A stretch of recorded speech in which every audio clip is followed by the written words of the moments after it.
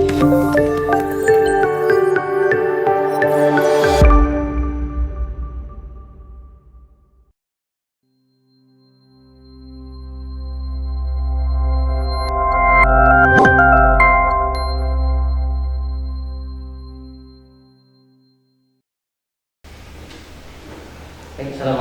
warahmatullahi wabarakatuh. Waalaikumsalam. Salam pramuka. Salam. Alhamdulillah, syukur kita panjatkan kepada Allah Subhanahu wa taala. Salawat dan salam semoga tercurah kepada baginda kita Nabi Muhammad sallallahu alaihi wasallam beserta keluarga dan para sahabatnya dan juga para pengikutnya sampai yaumul kiamat. Selamat pagi para penegak. Semoga kita selalu diberikan kesehatan oleh Allah Subhanahu wa taala dan kita dijauhkan dari COVID-19. Dan mudah-mudahan COVID-19 pergi dari muka bumi ini. Amin. Pertama-tama sebelum kita masuk ke materi, izinkan saya mungkin memperkenalkan diri. Tadi disampaikan oleh moderator, nama saya Azmuri, nama lengkapnya adalah Azmuri Amarullah. Saya dari Kuartir Cabang Gerakan Pramuka Pandeglang. Alamat rumah saya di Komplek Kadupinang Village yang berada di Kampung Menggen, Kadupinang. Alhamdulillah mendapatkan kesempatan untuk bersama-sama adik-adik di pagi hari ini dalam rangka kegiatan penerimaan tamu penegak. Dalam rangka penerimaan tamu penegak. Sudah siap menjadi tamu penegak? Yang pasti adik-adik sudah siap dong. Ya, karena kalau masuk ke sekolah jenjang SMA, SMK, mau tidak mau adik-adik mengikuti program kegiatan ekstrakurikuler Gerakan Pramuka. Nah, sebelum jauh mengenal Gerakan Pramuka di depan, adik-adik diperkenalkan dengan yang namanya PAT ini, penerimaan tamu hambalang, gitu ya, atau disebut juga penerimaan tamu penegak, gitu. Sama saja. Nah, sumbernya dari mana? Kegiatannya seperti apa? Pramuka di zaman sekarang nih, pandemi ini, kita nggak bisa kumpul, nggak kayak dulu. Pramuka itu beregu, kalau di penegak bersangga, gitu kan? Kalau sekarang, mungkin kita harus jaga jarak, nggak boleh kumpul-kumpul. Ya, jadi kegiatan di masa pandemi ini harus kita ikuti, tapi tetap kita harus mematuhi protokol kesehatan, ya, yang disesuaikan oleh pemerintah. Nah, pada kesempatan hari ini saya akan menyampaikan tentang anggaran dasar dan anggaran rumah tangga Gerakan Pramuka. Sebelum turun undang-undang ya tahun 2010 tentang Gerakan Pramuka, payung hukum utama Gerakan Pramuka itu adalah anggaran dasar dan anggaran rumah tangga. Sebelum turun undang-undang. Ya. Nah, kemudian 2010 turun undang-undang Gerakan Pramuka, disahkan. Ya. Disahkannya undang-undang Gerakan Pramuka tahun 2010. Nah, bergeser nih. Apa bergesernya? Bergeserlah posisi anggaran dasar dan anggaran rumah tangga yang tadinya menjadi payung hukum tertinggi, sekarang sebagai penjabaran daripada undang-undang itu sendiri. Nah, anggaran dasar dan anggaran rumah tangga ini merupakan ketentuan dasar dan ketentuan operasional bagi suatu organisasi yang mencerminkan aspirasi, visi dan misi Gerakan Pramuka Indonesia. Karena yang memiliki anggaran dasar dan anggaran rumah tangga bukan Gerakan Pramuka saja. Kemungkinan semua organisasi memiliki anggaran dasar dan anggaran rumah tangga. Nah, dalam anggaran dasar dan anggaran rumah tangga Gerakan Pramuka yang mengatur segala sesuatu tentang kegiatan-kegiatan tentang kepramukaan, baik dari pramuka anggota peserta didik, siaga, penggalang penegak pandega dan dewasa sampai ke ranah hukum. Ya. Jadi anggaran dasar ini sebagai ketentuan dasar dan ketentuan operasional. Ya. Jadi supaya bisa menyatu kepada visi dan misi gerakan pramuka, jangan sampai dibentuknya anggaran dasar dan anggaran rumah tangga tapi tidak sejalan dengan visi dan misi sebuah organisasi. Selain daripada itu, anggaran dasar dan anggaran rumah tangga juga merupakan pengikat persatuan dan kesatuan gerakan pramuka dalam prinsip, idealisme, tindak laku, baik organisatoris, sosial maupun budaya. Ya, jadi lengkap, pengaturannya lengkap di anggaran dasar dan anggaran rumah tangga.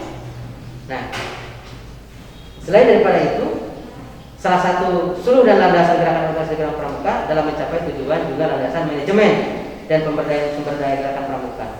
Jadi banyak ya tujuannya. Banyak sekali definisi ini tentang anggaran dasar dan anggaran rumah tangga dalam sebuah organisasi gerakan pramuka.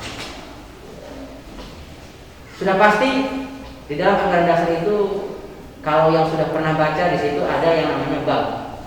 Ya, konsiderannya itu ada bab. Ada bab per bab, pasal per pasal, poin per poin gitu. Nah, dalam anggaran dasar gerakan pramuka itu terdiri dari 12 bab. Ya, anggaran dasar itu 12 bab dan terdiri dari 63 pasal. Nah, yang 12 bab dan 63 pasal ini adalah garis besar tentang gerakan pramuka yang menyatakan bahwa salah satunya di situ gerakan pramuka misalnya menyatakan nama atau status itu di anggaran dasar. Di anggaran rumah tangganya diperjelas lagi namanya apa, statusnya seperti apa dan segala sesuatu. Jadi anggaran dasar itu garis besarnya, anggaran rumah tangganya itu adalah penjabaran. Yang tadinya kalimatnya sedikit di anggaran dasar diperpanjang, diperinci di anggaran rumah tangga. Ya. Nah, sekarang dalam gerakan pramuka itu anggaran dasar itu dan anggaran rumah tangga itu dikeluarkan atau disahkan setiap 5 tahun sekali. Disahkan setiap 5 tahun sekali. Dalam apa? Dalam kegiatan musyawarah nasional. Ya. Kuartir nasional menyelenggarakan musyawarah nasional selain melakukan laporan pertanggungjawaban pemilihan ketua baru, di situ juga membahas tentang perubahan anggaran dasar dan anggaran rumah tangga gerakan pramuka. Kenapa dirubah? Karena untuk menyesuaikan perkembangan zaman. Gitu.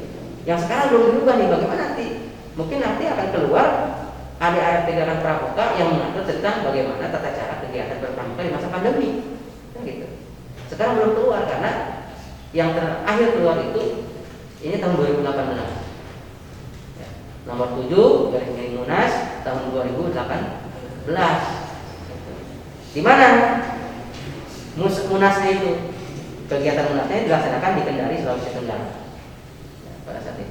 Jadi di sanalah disahkan pada tanggal 28 bulan September 2018 disahkan anggaran dasar dan anggaran rumah tangga gerakan pramuka.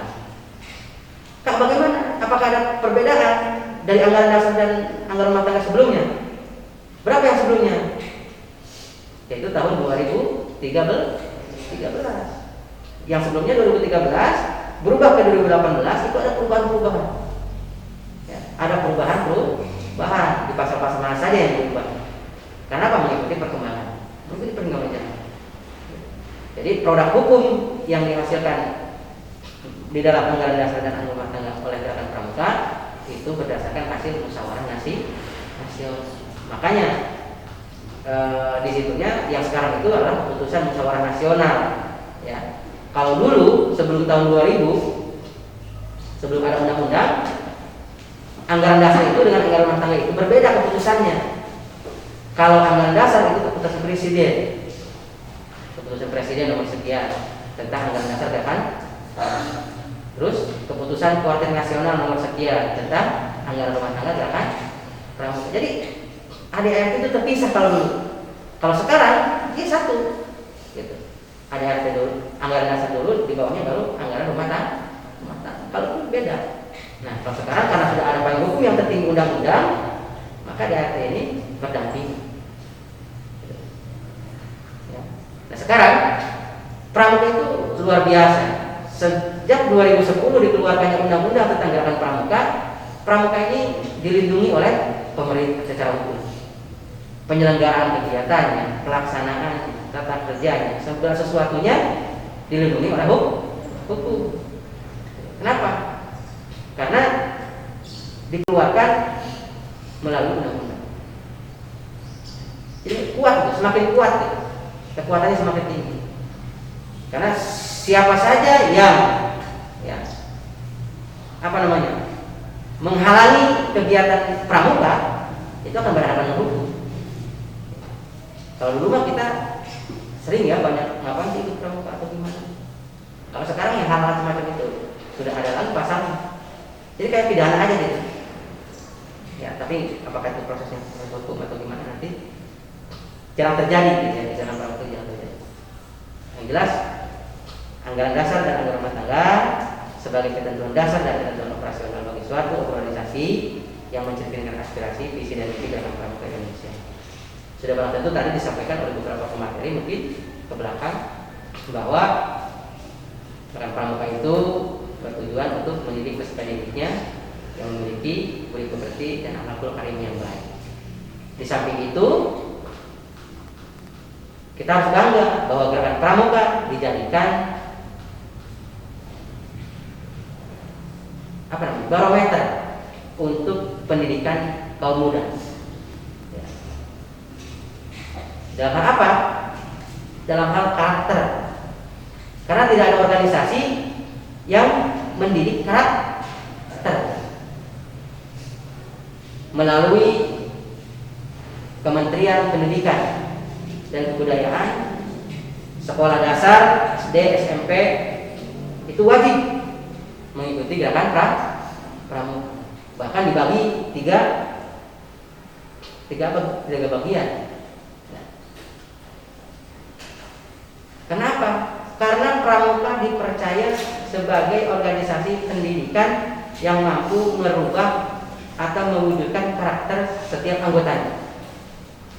Bertanggung jawab, dapat dipercaya, gitu kan. Perilakunya sopan, bersepertinya baik, gitu. Kalau pramuka yang sejati, dia akan bercermin kepada 10 yang tercantum dalam dasar dharma. Jadi melakukan hal segala sesuatunya dia kembali lagi. Saya ini kalau mau melakukan satu kejelekan, ingat gitu dasar dharma. Bukan pramuka kalau saya seperti itu. Mungkin beberapa yang kita sampaikan nanti terkait dengan anggaran dasar dan anggaran rumah tangga. Lebih lanjutnya kita di sesi tanya jawab ya, untuk hal-hal yang berkaitan dengan anggaran dasar dan anggaran rumah tangga. Mungkin dicukupkan dulu kan.